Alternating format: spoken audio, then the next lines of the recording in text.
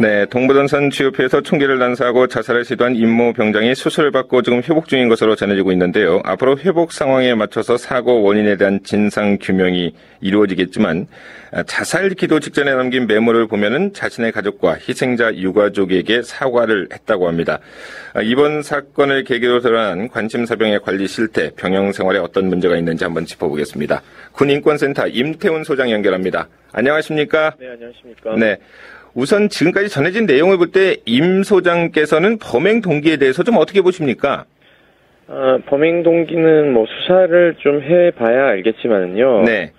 유서를 보고 판단한다면 상당 부분 그 임병장과 같은 내무반에 있던 그 간부와 병사들 간에 좀 갈등이 있었던 것으로 추정할 수는 있습니다. 다만 네. 이 갈등 관계뿐만 아니라 임병장의 어떤 심리 상태나 정신 상태까지도 함께 뭐 이렇게 전문가들의 뭐 진단이 필요한데요. 네. 우선적으로는 뭐 이렇게 많은 전문가들은 뭐 갈등 관계를 지적하고 있습니다. 네. 메모 전문 오늘 공개될 예정인데 뭐 너희라도 이렇게 할 수밖에 없었을 것이다. 이런 내용이 좀 포함돼서 우회적으로 이렇게 불만을 좀 표현한 내용도 적혀 있는 것으로 좀 알려지고 있지 않습니까? 네, 그렇습니다. 그러니까 불만이 있었던 것만은 좀 확실해 보이죠? 네. 뭐 그렇다 하더라도 이렇게 누굴 때리거나 네. 누구의 위해를 가해서는 안 되죠. 사실은 네, 그렇습니다. 이번 임병장은 아마 지금 대법원 판례를 보더라도 아마 사형 판결을 받을 가능성이 매우 높습니다. 네. 네, 그렇기 때문에 사실상 뭐 사법적 단죄는 뭐 이루어질 것으로 예상하고 있는데요. 네네. 이 문제를 사실은 임병장과 그 돌아가신 분들 그리고 부상당하신 분들의 대결 관계로 저는 좀 보는 것은 문제의 본질을 좀 흐릴 가능성이 매우 높다라는 판단이 듭니다. 알겠습니다. 예, 그렇기 때문에 좀 네. 관리 시스템에 대한 문제 이런 것들에 좀 집중해야 된다고 보고 있습니다. 네. 우선 그 관심병사의 어떤 부작용 측면을 지금 지적하는 목소리도 한쪽에서 높은데요. 네네. 관심병사에도 이제 분류가 있다고 들었습니다. 예, 뭐 관심병사도 A, B, C로 나누는데요. 네네. 사실상 이거 자체가 예. 굉장히 반인권적인 것이라고 생각합니다. 사람을 어떻게 한우도 아니고 A, B, C로 등급을 매길 수가 있습니까? 이것은 차제의 사실상 뭐 폐지에 가까운 손질을 좀 봐야 된다고 보고 있고요. 네네. 뭐 그렇다 하더라도 제도를 좀 뜯어봐야 되는데요. 네. A는 자살을 실제 행동하거나 계획한 사람, 그리고 B는 그 기초수급권자 또는 그 한부모 가정, 뭐 그리고 성격 장애, 뭐 구타 가혹행위를 유발할 수 있는 자. C 등급은 그 신체가 허약하거나 이런 그 병사, 그리고 동성애자 병사도 기본적으로 C를 줍니다. 동성애자 병사가 만약에 자살까지 기도한다면 거의 뭐 A보다도 더한 취급을 받을 수 있겠죠. 예. 네. 관심사병으로 분류가 되면 일반 사병과 어떻게 다른 대접을 받습니까? 생활이 다른 건 아니잖아요. 우선 보호관심병사 제도는 2005년 GP 총기 사건 이후에 도입된 건데요. 예. 도입 취지는 그 기본적으로 빨리 문제를 해결해주자. 그래서 제2의 악성 대형 사고를 일으키지 말자. 이런 취지에서 도입됐는데 이것을 운영하는 측면에서 좀 자의적 해석이 예를 들어서 지휘관이 판단하도록 되어 있습니다. 네. 물론 그 전에 그 2011년 해병대 총기 사건 이후에 김관진 장관 재발 방지를 약속하면서 3중 필터링, 즉 징병 신체 검사할 때 한 번, 훈련소에서 한 번, 그리고 자대 배치 받으면 한 번의 인성 검사를 하도록 해서 좀 더 조밀하게 문제 요인들을 보자라고 했는데 문제는 여기서 요인들이 조금씩 밝혀진다 하더라도 지휘관이 심리학을 전공한 사람도 아니고요. 네네. 그렇기 때문에 지휘관이 지휘 부담으로서 ABC를 판단하는 것은 매우 자의적일 가능성이 높습니다. 네, 그리고 관심병사라고 하는 타이틀 자체가 좀 좋은 것이다. 그러니까 네. 후임병일 때는 별로 부담스럽지 않은데, 네네네. 그러니까 선임병이요. 우리가 흔히 왕고참이라고 하는데요. 왕고참이 됐는데도 이제 관심사병이면 리더십이 전혀 발휘되지 않을 수가 있지요. 말도 안 듣고요. 네, 그렇습니다. 이런 상황에서 이제 자괴감이 들 수밖에 없다는 그런 얘기도 들리던데요. 네네. 이것은요, 한 명을 찍어서 상담하는 시스템 자체가 문제입니다. 예. 예를 들어서는, 원래는 이제 그 규정상은, 한 달에 2등병은 4번, 상병은 뭐 2번, 일병은 3번, 병장은 1번 이런 식으로 그 모두 상담하도록 되어 있고요. 아, 그렇군요. 그리고 그 상담 기록을 모두 생활기록부에 남기도록. 그러니까 다른 사람도 관심 병사인지 다 아는 거죠.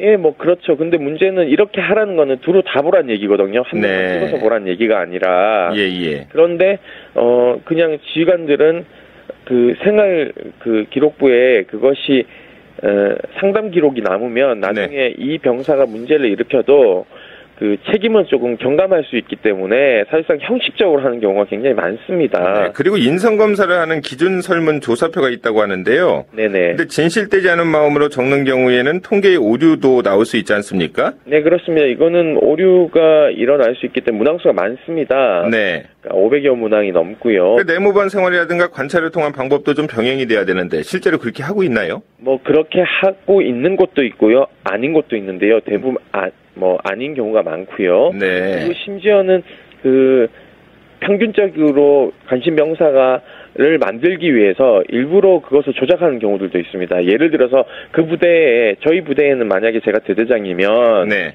정말 없는데 네. 그 저 위에 있는 뭐 사단장이 이런 사람들이 봤을 때 야 니네 부대는 왜 관심병사 한 명도 없니? 너 상담 안 하는 거 아니야? 뭐 근무 태만하는 거 아니야? 라는 것을 면하기 위해서 일부러 만든다? 일부러 C, B 이렇게 낮은 단계의 관심병사를 만드는 경우들도 있습니다. 엄청나죠. 아, 그러네요. 네. 만약에 이게 사실이라면 좀 문제가 큰데 근데 관심병사가 계속 부대 생활에 적응하지 못하고 다른 부대원들에게 계속해서 피해를 준다면 지금 군에서는 실제로 어떤 조치를 취하고 있습니까? 사실상요, 이게 그 지휘관의 재량이다 보니까 예. 어떤 지휘관은 정말 그 나쁜데요. 저희한테 들어온 그 상담 사례입니다. 네. A급인데 그 부대에서 지휘부담이 크니까는 일단 그 군 병원에 있는 폐쇄병동에다가 입원을 시킵니다. 네. 그래서 그러면 여기서도 환자를 계속적으로 둘 수는 없잖아요. 폐쇄병동에. 예. 그럼 다시 보냅니다. 네. 그러면은 다시 어디로 보내냐면 이런 병사들을 모아서 합숙하는 공간이 있습니다. 예. 그린 캠프라고 하는데요. 네. 또는 비전 캠프라고도 하고요. 거기를 보냅니다. 거기서 또 잘 운영되는 데는 또 나름 잘 운영합니다. 왜냐하면 바깥에 있는 심리학과 교수들 불러서 하는데 네. 못하는 데는 가둬놓고 그러니까 뭐 무허가 기도원처럼 그런 식으로 운영하는 데도 있습니다. 아, 그렇군요. 네, 그러다 보니까 거기서 이거는 군에 지금 정식적으로 있는 캠프인가요? 그린 캠프라든가 그린 비전 캠프는? 정식적으로 운영하는 그럼 것이고요. 군 병원 산하에서 운영되고 있는 건가요? 그렇지 않습니다.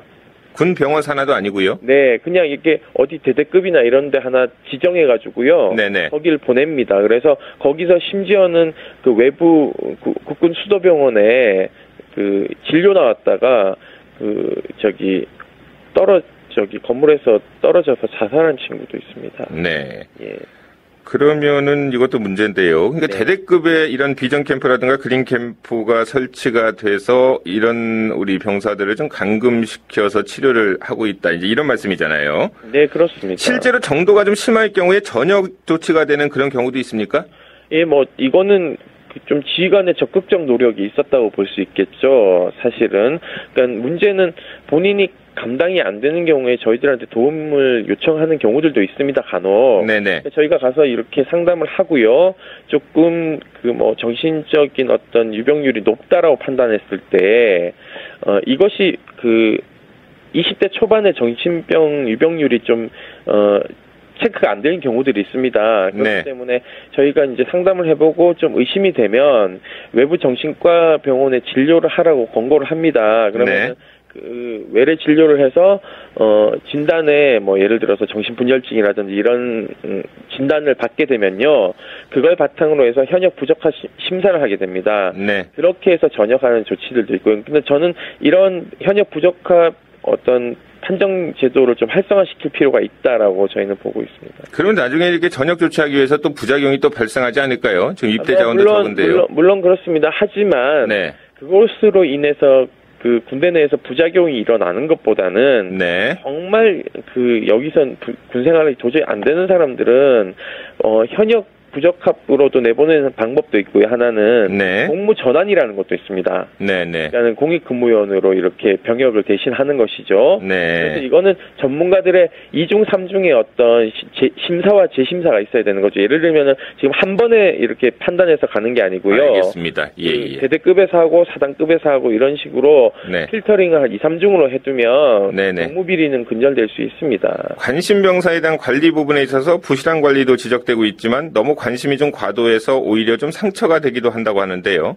이 부분은 좀 어떻게 보십니까? 좀 짧게 말씀해 주시죠. 일단은 그런 부분은 좀 조홍글 씨가 이제 낙인 찍히는 이론이 있기 때문에 예. 그런 부분 차제히 개선하고 그러니까 무엇보다 저는 좀 지적하고 싶은 게 네. 그 한창 대치 중이던 상황에서 그 김관진 장관에 대한 안보실장 그 임명장이 수여가 됐습니다. 23일 날. 예. 저는 이러한 그 관리 인식 체계가 이런 큰 화를 부른다고 생각합니다. 그분이 재발 방지 약속을 분명히 했다면 네. 그분이 저는 분명히 제2의 사고가 났기 때문에 정치적 책임을 져야 된다고 생각합니다. 이런 분들이 안보실장으로 대통령 지근거리에서 네. 자문을 한다는 것 자체가 안보 위기 상황이지 않은가 이런 질문을 되묻고 싶습니다. 네, 알겠습니다. 시간이 됐기 때문에 오늘 여기까지만 좀 말씀을 좀 나눠봐야 될 것 같습니다. 네, 말씀 감사합니다. 네, 감사합니다. 지금까지 군인권센터의 임태훈 소장 만나봤는데요. 우리 부모님들이 좀 아들들을 안심하고 군대에 보낼 수 있도록 근본적인 병영 대책이 좀 꼭 다시 재점검과 함께 좀 이루어져야 될 것 같습니다.